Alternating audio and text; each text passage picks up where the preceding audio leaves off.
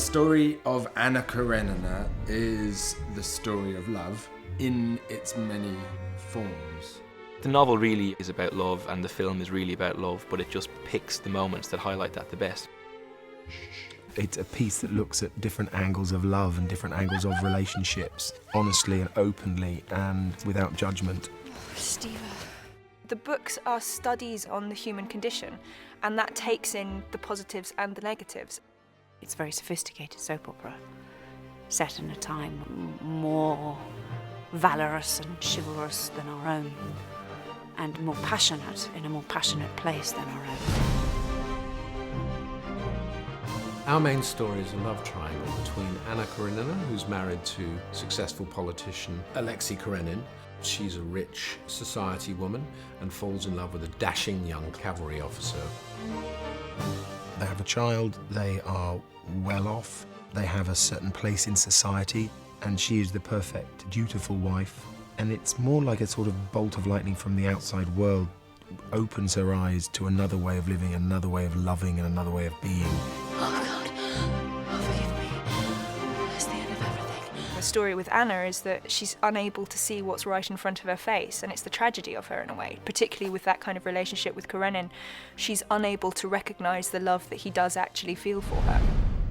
Tell me what I did to deserve this.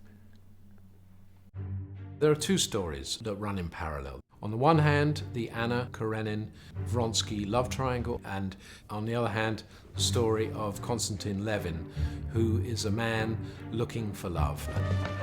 I need your advice. Well, come into my room then. I'm in love. I've come back to propose. Have you guessed who she is? Constantine!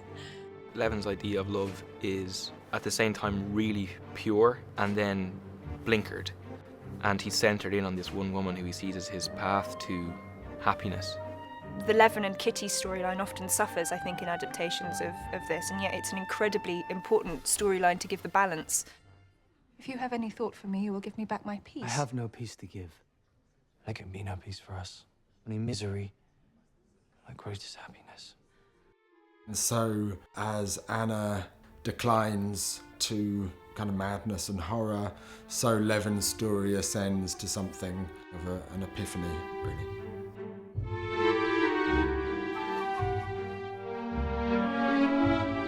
The piece is a tragic love story, and the tragedy affects everybody. And it is dependent upon emotion and character and, all of the things that I believe make great cinema. I do think that's why classics are classics, and the reason that stories like Anna Karenina or so many other books last through the ages is because you can't help but recognise yourself, and you understand where they're coming from. So yes, it's both modern and classic at exactly the same time.